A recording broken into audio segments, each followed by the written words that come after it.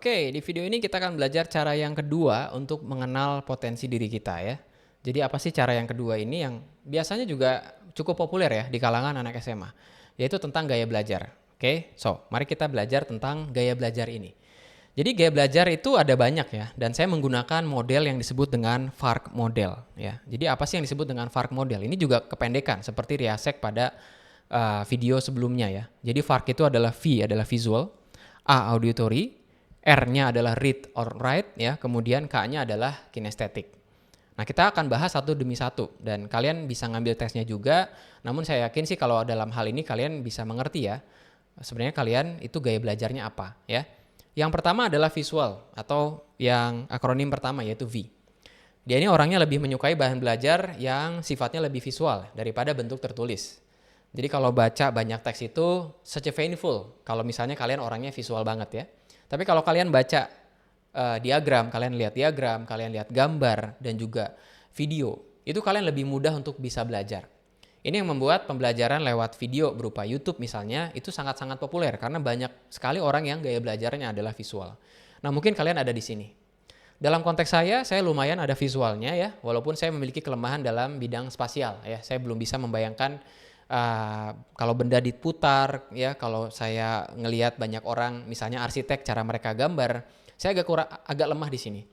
However, kalau saya membaca diagram, membaca grafik, itu saya cukup bisa memahami. Ya, mungkin kalian juga sama dengan saya. Yang kedua adalah A, yaitu auditory. Auditory ini adalah belajar dengan cara mendengarkan daripada dalam bentuk tertulis. Jadi biasanya ini anak yang jarang nyatet, cuma mendengarkan. Saya punya mahasiswa yang demikian juga. Nilai ujiannya baik. Tapi setiap saya ngejelasin, dia tidak pernah mencatat. Tapi dia sangat memperhatikan setiap kata yang keluar dari mulut saya atau setiap gambar yang saya tuliskan di papan tulis ya. Dan bahan belajarnya adalah kata-kata guru atau dosen, video dan juga podcast ya. Ini juga yang membuat pembelajaran lewat YouTube itu jauh lebih populer. Ya, kenapa? Ya karena bisa didengar kapanpun dan dimanapun. Mungkin pada saat kalian sekolah ada ngantuk sedikit, kemudian agak kurang fit juga. Namun kalau kalian lihat dalam bentuk video seperti ini ya mungkin kalian bisa jauh lebih mengerti dibandingkan dalam bentuk tertulis ya. Jadi visual dan auditory ini bisa dibilang kurang mau membaca atau dia mau membaca namun masih kurang mengerti sebelum dia bisa melihat dalam bentuk visual maupun melihat dalam bentuk atau mendengar ya dalam bentuk kata-kata. Kemudian reading and writing. Nah, reading and writing ini adalah belajar melalui bahan tertulis dan menulis ulang. Nah, saya sangat-sangat dominan di sini. Bahan belajarnya adalah buku, catatan, dan slide. Jadi cara saya belajar adalah saya harus membuat rangkuman. Ya, saya buat catatan, baik itu di kertas maupun di iPad seperti ini. Ya. Dan cara saya bisa belajar adalah menggunakan buku tertulis. Ya. Bisa dilihat, saya jarang banget untuk baca komik ya. Di belakang ini ada banyak sekali buku-buku yang isinya itu hanya tulisan. Tapi buat saya itu adalah cara belajar saya dengan baca dan menulis ulang. Jadi kalau kalian orangnya suka mencatat, suka membuat rangkuman, ya, kemudian suka juga membaca, mungkin kalian gaya belajarnya adalah reading and writing. Kemudian yang terakhir, yaitu tentang kinesthetic. Belajar dengan cara melakukan langsung, hands on.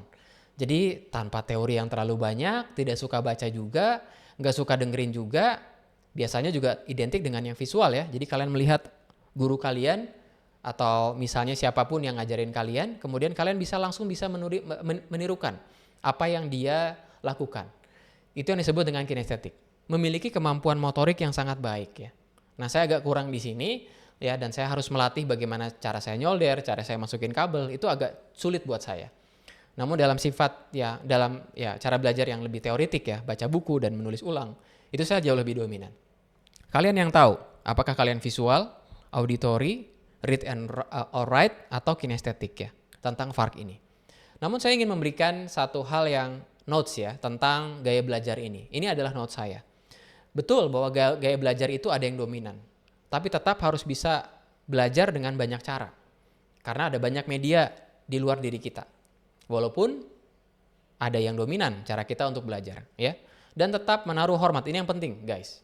Dan tetap menaruh hormat terhadap orang lain dan metode tertentu dalam suatu keilmuan. Apa yang saya maksud dengan menaruh hormat? Kalau kalian tahu bahwa kalian ini gaya belajarnya adalah kinesthetic, kemudian ada orang yang menjelaskan dan kalian kurang auditory dan visualnya juga mungkin ya lebih sedikit tapi nggak banyak-banyak amat dibandingkan dengan kinesthetic, Saran saya tetap taruh hormat terhadap orang lain. Kalian tetap harus mendengarkan dia, ya. Namun tentu saja pada saat kalian mencoba langsung, kalian akan jauh lebih dominan. Jadi tetap menaruh hormat terhadap orang lain. Untuk mereka yang visual dan auditori, jangan memandang rendah orang-orang yang ingin langsung praktek tanpa teorinya, tanpa mendengarkan kuliahnya atau ilmunya. Well, setiap orang punya keistimewaan. However, tetaplah taruh hormat terhadap orang lain.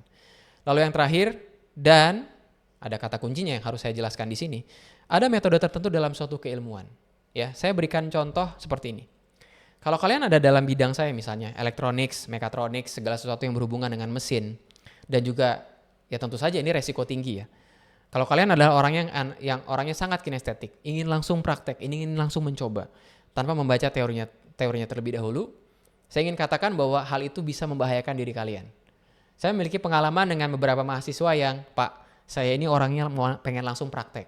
Gak perlulah pakai teori, gak perlulah baca ini, gak perlulah saya buat tulisan. Dan mungkin dalam hatinya gak perlulah saya dengar Bapak, saya ingin langsung praktek. Dan banyak akibatnya. Konslet lah, kabel terbakar lah, modelnya keliru, ya, dia tidak mau duduk dan juga mendengarkan, ya, dia juga tidak mau duduk kemudian menelaah secara tulisan yang ada di artikel. Jadi ada baiknya juga untuk kita bisa belajar lewat berbagai sumber. Atau kebalikannya juga bisa terjadi. Hebat dalam berteori, hebat dalam membaca grafik dan juga diagram, namun tetap tidak mau mencoba. Well, argumen saya adalah tergantung dari bidang keilmuannya. Tapi saran saya, masing-masing dari kita punya gaya belajar yang dominan. Tapi tidak ada salahnya untuk menghormati orang lain, bukan tidak ada salahnya, itu wajib ya. Dan juga tidak ada salahnya untuk mempertimbangkan bahan belajar yang lain. Oke? So itu adalah cara yang kedua, yaitu tentang gaya belajar. Kemudian ada cara yang ketiga, ya, yaitu tentang opini dari orang lain. Itu yang akan kita pelajari di video yang akan datang.